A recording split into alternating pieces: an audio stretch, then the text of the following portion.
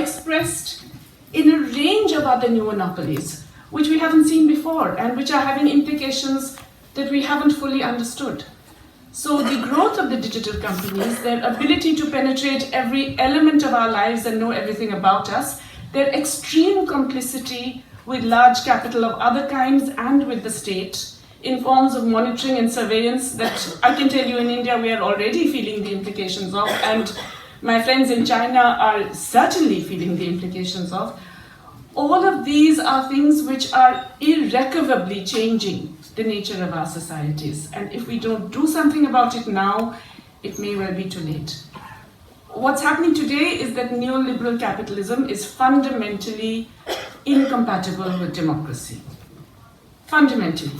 And if we want to preserve democracy in any form, we really have to demolish this beast before it's too late.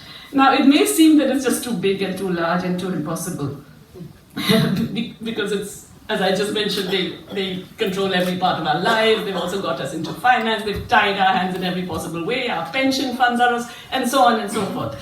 All of this seems that it's just impossible to change.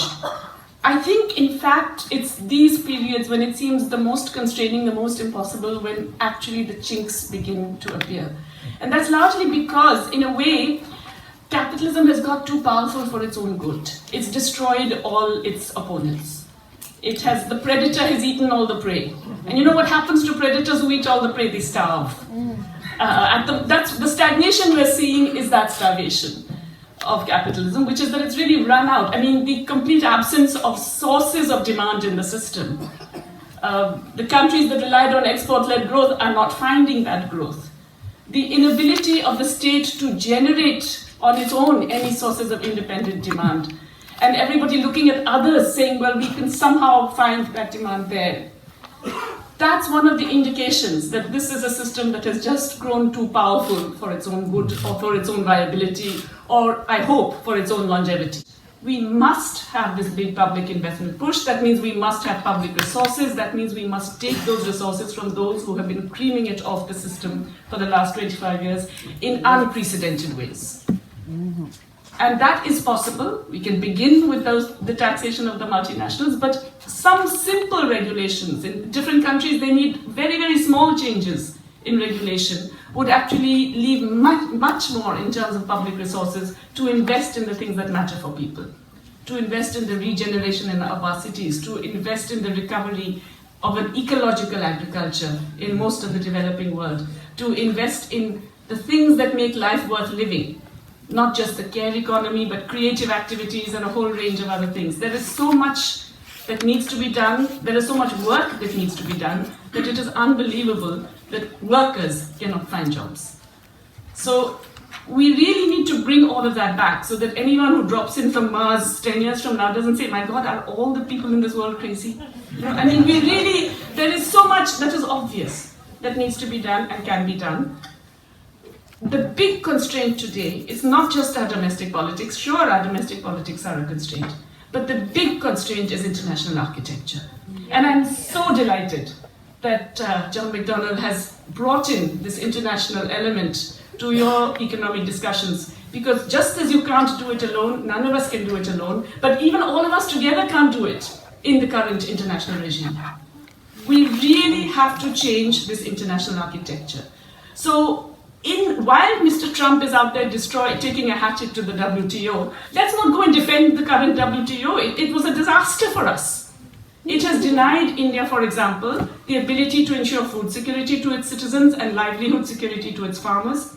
It has perpetuated a system of intellectual property rights which is obscene in the concentration of knowledge and in the unwillingness of large multinationals based largely in the north to part with any knowledge that would actually improve the conditions of most of the world, and has enabled them to skim off huge amounts of rents and then to spend all their energies in parleying for more rents through lobbying and so on.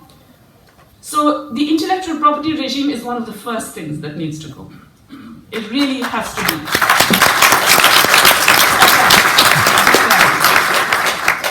The second big thing that has to be brought back on the table is financial regulation. both cross-border regulation and national regulation.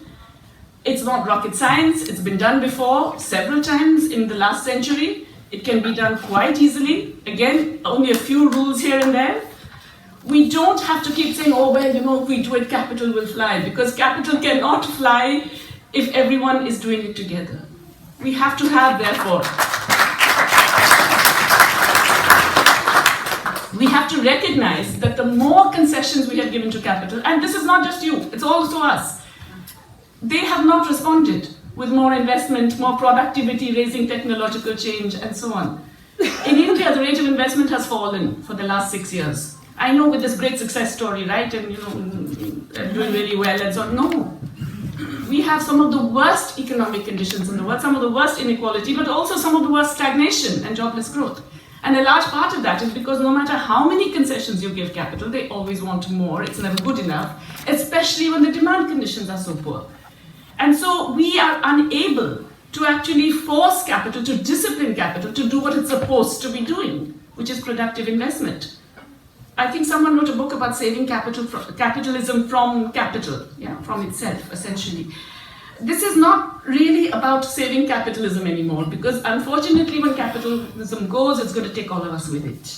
It's going to take the globe with it. It has destroyed the environment to a point where it's going to take the planet with it as well. So whether we like it or not, we have to discipline capital, and we have to do it at a global level.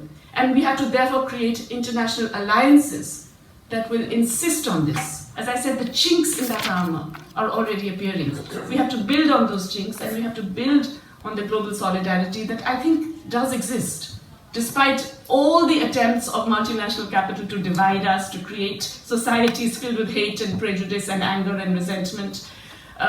Despite all the attempts of multinational capital to control every aspect of our lives so that we're constantly monitored and locked up if we disagree and so on, I think there is enough. There are enough people out there who really don't want this, who really do want a society with a minimum of justice, with a minimum of equity, of equality, of being able to appreciate the joys that come from relational activities.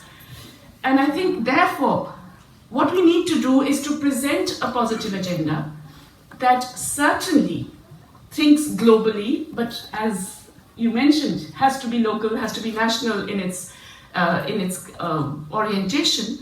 But we also have to have a holistic idea of what is going on and a holistic agenda, but then be very specific and have specific goals on which we can build alliances.